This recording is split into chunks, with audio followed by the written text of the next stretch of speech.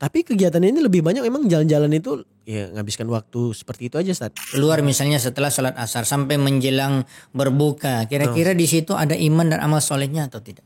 Bukan kita menyimpulkan tapi kalau dilihat-lihat dari penjelasan Ustaz, ini lebih banyak mudaratnya Ustaz. Ada 3 yang tidak ditolak oleh Allah doanya. Di antaranya as-shaimu da'watu shaim hatta yuftir. Doa orang yang puasa sampai dia berbuka. Apa yang dilakukan mereka saat para sahabat Nabi SAW menjelang waktu berbuka tadi Ustaz? Sebagaimana kita sehari-hari sebelum Ramadan pun kita sudah membiasakan zikir pagi dan petang. Sebenarnya kenapa kita harus berpuasa? Bahkan tahapan di dalam Islam sebelum bersabar melakukan tahapan. It's time to post Proud of Sunnah. Assalamualaikum warahmatullahi wabarakatuh. Alhamdulillah hamdan katsiran thayyiban mubarakan fih kama yuhibbu rabbuna wa yarda. Asyhadu an la ilaha illallah, asyhadu anna Muhammadan abduhu wa rasuluh. Amma ba'd. Kembali lagi kita di podcast Proud of Sunnah spesial Ramadan. Dan alhamdulillah tentunya persembahan dari Asil TV. Baik pemirsa, teman-teman semuanya, akhi ukhti fillah rahimani wa rahimakumullah, kita berkesempatan lagi duduk bersama guru kita Al Ustadz Heri Purnama LC hafizallahu taala. Assalamualaikum Ustazi. Waalaikumsalam warahmatullahi wabarakatuh. Ustadz, alhamdulillah Ustadz, kita sampai pada pembahasan Ustadz yang selanjutnya ini Ustadz. Terkait Ustadz kalau bulan Ramadan, ini kan nanti itu kan Ustadz biasanya tuh sore-sore menjelang maghrib. Ini kaum muslimin, muslimat yang sedang berpuasa Ustadz. Banyak nih Ustadz yang melakukan suatu kegiatan yang cukup masyhur nih Ustadz. Dan bisa menjadi apa ya, bisa dikatakan menjadi budaya nih Ustadz. Iya. Ini namanya ngabuburit Ustadz. Mungkin Ustadz sudah pernah dengar Ustadz ya? Pernah. Nah ini Ustadz terkait ngabuburit ini kan Ustadz sebagian orang menganggap waktu-waktu spesial nih Ustadz. Sore-sore keluar, ya kan jalan-jalan, ada yang bersama keluarga, terus ada yang bersama teman-temannya. Dan ini dianggap jadi salah satu kultur ataupun ini menjadi salah satu hal yang harus dilakukan nih ketika sore hari puasa menjelang berbuka Ustadz. Tapi kegiatan ini lebih banyak memang jalan-jalan itu ya nghabiskan waktu seperti itu aja Ustadz. Ada yang jalan-jalan muter-muter ya sekedar menghabiskan waktu seperti itu. Ada yang mungkin mencari pembukaan. Nah istilahnya ngabuburit ini Ustadz. Yang jadi pertanyaan, apakah ngabuburit ini sebenarnya berasal dari syariat juga? Karena kan terkait puasa Ustadz ya di bulan Ramadan. Apakah Nabi SAW pernah dengan para sahabat ada ngabuburit juga menunggu waktu berbuka sehingga pergi kemana begitu. Nah jadi tentu masyarakat bertanya nih gitu. Ngabuburit ini hukumnya bagaimana gitu Ustaz. Nah Ustaz boleh dijelaskan Ustazi? Ya. Bismillahirrahmanirrahim. Alhamdulillahirabbil alamin. Wassalatu wassalamu ala asrafil anbiya'i wal mursalin wa ala alihi wa ashabihi rasulillahi ajmain. Sekalian yang dirahmati Allah Subhanahu wa taala, kaum muslimin dan muslimat, pemirsa Asil TV di mana saja berada, alhamdulillah kita kembali bertemu dalam acara kita dan kita akan sampaikan bahwa berkaitan dengan masalah ngabuburit ini sebenarnya kalau kita lihat kan ini berkaitan dengan waktu. Ya, dan kita telah diberikan oleh Allah Subhanahu wa taala waktu 1 hari 1 malam ini 24 jam. Ya, dan itu perjalanan waktu terus berjalan dan bagaimana kita bisa memanfaatkannya. Apalagi di dalam bulan Ramadan. Kita ingin mendapatkan yang terbaik ketika kita berada di dalam bulan Ramadan. Dari waktu-waktu yang Allah Subhanahu wa taala berikan. Berkaitan dengan masalah pentingnya waktu ini, ya insyaallah kita sudah banyak mendengar dari ayat-ayat Allah Subhanahu wa taala, di antaranya kita selalu mendengar wal asri innal insana lafi khusrin. Ya, demi masa, demi waktu, bahwa Allah SWT telah menciptakan waktu itu. Dan Allah mengatakan manusia berada di dalam kerugian kecuali yang beriman dan beramal saleh. Ya, makanya kita perhatikan ketika orang ngabuburit itu keluar misalnya setelah sholat asar sampai menjelang berbuka. Kira-kira di situ ada iman dan amal salehnya atau tidak? Kalau tidak berarti yang merugi. Ya, masuk perkara-perkara apalagi yang mungkin masuk kepada perbuatan maksiat. Oh bisa jadi maksiat Ustaz? Ya bisa jadi dia kan mungkin goncengan dengan pacarnya kan. Habisin waktu. Nah ini dia. Ya, sementara dalam Islam sendiri kan tidak boleh. Tidak boleh pacaran. Ya, atau misalnya nongkrong sana nongkrong sini pakai motor. Ya bisa jadi nanti ya kita kemana kita pacuan. Nah ini kan menghabiskan waktu. Kebut-kebutan padahal lagi puasa tuh Ustaz. Ya lagi puasa. Ya berarti kan di sini sudah jelas ini sudah keluar dari iman dan amal soleh.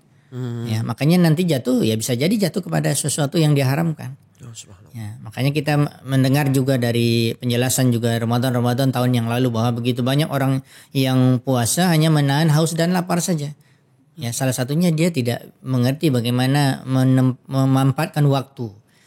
Untuk ketaatan, untuk iman dan amal soleh. Dihabiskan waktunya begitu saja. Berarti di sini kan masuk perkara yang akan menyia-nyiakan pahala puasanya.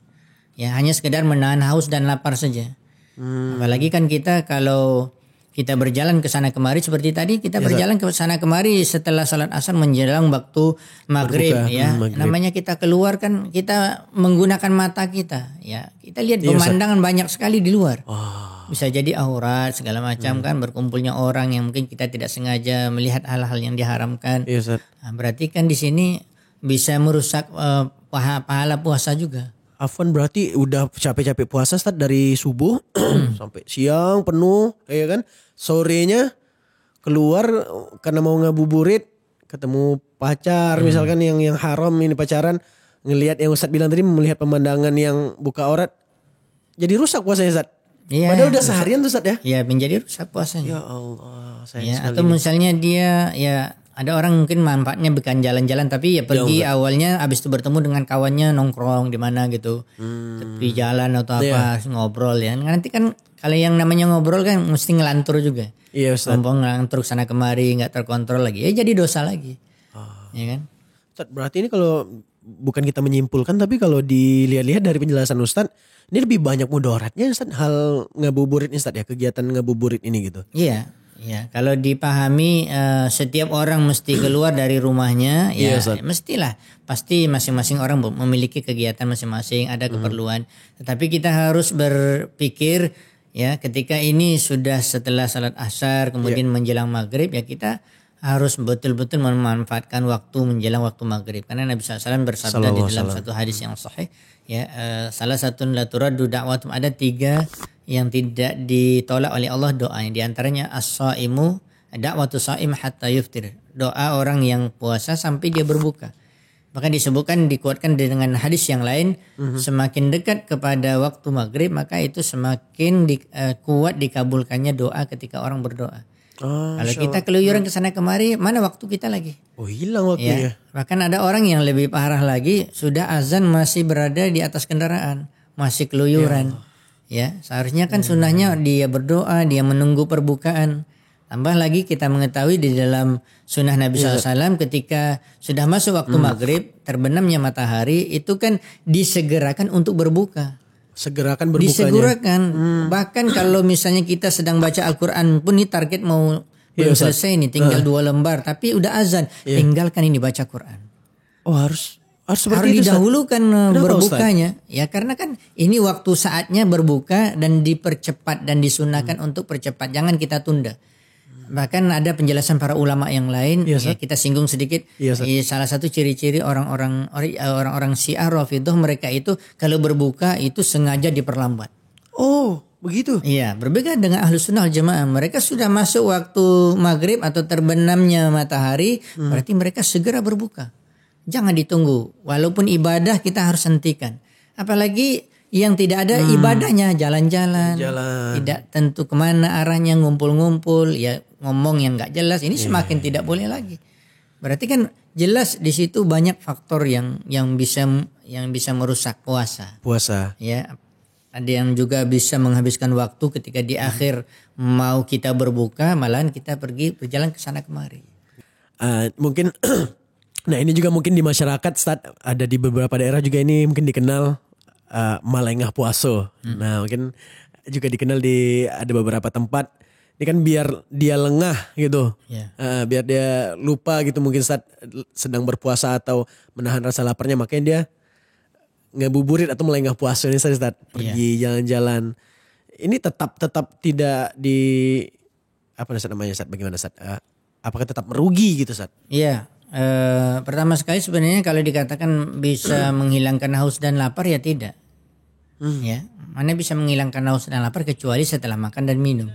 Ya kan? Ya, berarti itu tidak juga menjadi alasan. Ya. Sebenarnya kan faktor pikiran saja. Sugesti Ustaz. Iya. Makanya sebenarnya kalau mereka mengerti bagaimana memanfaatkan waktu yang benar untuk mengisi waktunya dengan ibadah kepada Allah Subhanahu wa taala, bahkan itu lebih tepat untuk kita bisa melengahkan diri kita supaya tidak lapar, supaya tidak haus dengan beribadah tersebut. Ada hasilnya ibadah, ada pahala dapat di situ. Ada dapat pahala lagi ya. Dan dia insya Allah dia beribadah kepada Allah, di situ ada pertolongan Allah. Semakin kuat dia. Bahkan rasanya kalau sudah dekat waktu maghrib, rasanya kurang ya untuk baca Qurannya. Oh iya. Jadi merasa lebih kurang waktu Ustaz ya. Pengen jadi lebih kita maksimal. Memanfaatkan waktu untuk sesuatu yang ada nilai pahalanya. Nilai pahala. Ya, di situ malah yang kita akan mendapatkan kebaikan. Iya. Ustaz, menanggapi itu Ustaz, cerita sedikit boleh nih Ustaz. Mungkin kalau di kampung asal saya itu Ustaz ada sebuah bukan tradisi ya, tapi memang sudah mentradisi gitu. Ngabuburit ini Ustaz, setiap keluar sore itu habis asar itu menjelang maghrib keluar jalannya itu mengelilingi kota gitu. Jadi begitu Ustaz, muter pakai kendaraan motor. Mengelilingi itu aja sampai waktu maghrib Ustaz. Nah di situ mungkin juga banyak mudaratnya yang ya seperti Ustaz bilang tadi, bertemu teman-teman, hal-hal yang sia-sia dan lain-lain Ustaz. Nah itu dilakukan seperti itu Ustaz.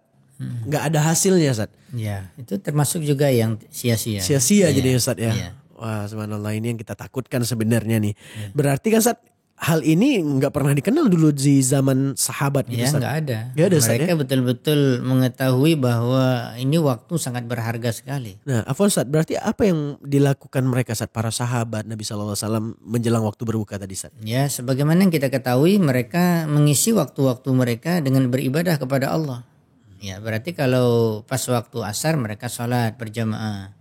Ya, bagi kaum wanitanya mereka mengutamakan untuk sholat di rumah karena lebih besar pahalanya dari di masjid. Kemudian setelah itu ya dilakukanlah sebagaimana kita sehari-hari sebelum Ramadan pun kita sudah membiasakan zikir pagi dan petang. Ya, selesaikan zikir petang kita dulu. Selesaikan ya. Kemudian nanti kalau memang ada keperluan yang perlu memang untuk menyediakan perbukaan seperti ibu-ibu ya disegerakan. Nyari iftar gitu Ustaz. Atau misalnya nggak sempat masak di rumah untuk perbukaan, berarti mencari ya pokoknya seperlunya saja. Istilahnya kita itu kan kalau berbuka itu kan untuk supaya tenggorokan kita basah. Ya perut kita bisa diisi karena kan itu haus dan lapar. Ya. Bukan balas dendam Ustaz. Bukan balas dendam, malah itu akan memudaratkan. Ya, semakin banyak yang kita makan, maka ada ahli kesehatan saja, ahli herbal saja yang meneliti. Ya, kalau itu dari pagi atau dari sahur saja udah menahan haus dan lapar itu kita kosongkan perut kita. Kemudian dia sudah mulai panas begitu kan, tiba-tiba nanti masuknya terlalu banyak atau misalnya masuk semuanya yang dingin-dingin, maka ini kan merusak. Ya, merusak kesehatan juga. Jadi jadi dalam arti kalau orang itu ingin mencari perbukaan ya sesuai dengan kebutuhannya. Tidak berlebih-lebihan. Tidak berlebih-lebihan. Ya. Tapi misalkan terkait ini Ustaz, diadakan pasar khusus gitu, pasar Ramadan. Jadi memang ngabuburitnya di pasar-pasar itu. Ini bagaimana Ustaz kondisinya Ustaz? Apakah diperbolehkan atau termasuk hal yang sia-sia gitu Ustaz? Ya, pertama sekali kita meninjau dari banyak sisi. Pertama sekali dari orang yang memang dia nafkah untuk anak istrinya ya dari jualan tersebut, insya Allah ini kesempatan. Ya, dia berniat karena Allah, dia berniat ini dapat untungnya untuk memberikan nafkah anak istrinya atau keluarganya, dapat pahala dia. Jadi pahala Ustaz. Ya, tetapi memang dia tetap sebenarnya kalau kita berbicara setiap orang kan dia insya Allah kalau dia paham ini waktu sangat berharga dan mesti diisi dengan ibadah, dia sebenarnya sambil berjualan kan bisa saja dia berzikir. Belum ada orang yang datang ini dia pegang mushaf baca Quran dulu, ini penjual ini. Iya Ustaz. Ya, zikir. Nanti kalau ada orang yang datang baru dilayani dan begitu seterusnya. Ya, kalau bisa memang dia punya target juga. Kalau bisa ya jangan sampai masuk waktu maghrib juga. Pokoknya insya Allah kita yakin saja rezeki itu di tangan Allah Subhanahu Wa Taala. Begitu juga yang pembeli, maka pembeli mencari yang dia cari betul itu yang dia akan bawa pulang ya sudah selesai. Yang terlalu banyak keliling cari semuanya dibeli ya ini kan menghabiskan waktu. Ya, kalau kita misalnya dalam pengaturan misalnya nih untuk berikan masukan misalnya untuk pemerintah ya, berarti kita cari lokasi itu tempatnya luas. Kemudian menuju akses ke situ tidak akan membuat kemacetan. Kan kebanyakan sekarang kan Di kadang-kadang tepi di tepi jalan, Subhanallah, menghabiskan waktu, habis itu macetnya segala macam, akhirnya waktu kita betul-betul habis menjelang di situ. berbuka. Berarti kan kita mesti juga berpikir bagaimana ini dicoba untuk mengecilkannya. Ya, kalau dulu misalnya seperti ini, berarti bagaimana jalan keluarnya supaya tidak ada kemacetan dan segala macam, tidak orang betul-betul memanfaatkan waktu yang bisa mereka lakukan, yang penting yang mereka beli, habis itu mereka pulang. Pokoknya setiap hari seperti itu, walaupun mesti membeli perbukaan, dia mesti misalnya menyediakan waktunya misalnya setengah jam, berarti saya sudah ada di rumah, saya harus duduk, saya dalam keadaan berwudu, saya berdoa. Begitu. Jadi betul-betul dapat keutamaan tadi, sehingga perilaku ataupun kegiatan ngabuburit ini bisa jadi bermanfaat, Ustaz ya. Dan kita harapkan kedepannya mungkin ngabuburit ini lebih dikenal ya ini, Ustaz ya, membaca Quran, Ustaz sampaikan tadi, Ustaz ya, zikir. Berarti kalau ada juga pasar Ramadan ini, insya Allah dalam hal mencari rezeki nggak apa-apa gitu, Ustaz ya, tapi dimanfaatkan juga untuk berzikir dan ibadah, Ustaz ya. Masya Allah, semoga Allah Ta'ala beri kemudahan nih Ustaz. Jazakallah khair Ustaz penjelasannya Ustaz. Alhamdulillah. Ini semoga besok ngabuburitnya sepi di jalan. Ya sepi di jalan tapi rame mungkin berbuka di masjid. Kayak gitu Ustaz ya. Atau di rumah memaksimalkan ibadah Ustaz ya. Baik, jazakallah khair. Sama-sama Ustaz. Dan tentunya juga bagi para pemirsa Hasil TV, insyaallah ta'ala semoga bermanfaat dan bisa diingat dan diamalkan juga di bulan Ramadan ini insyaallah ta'ala.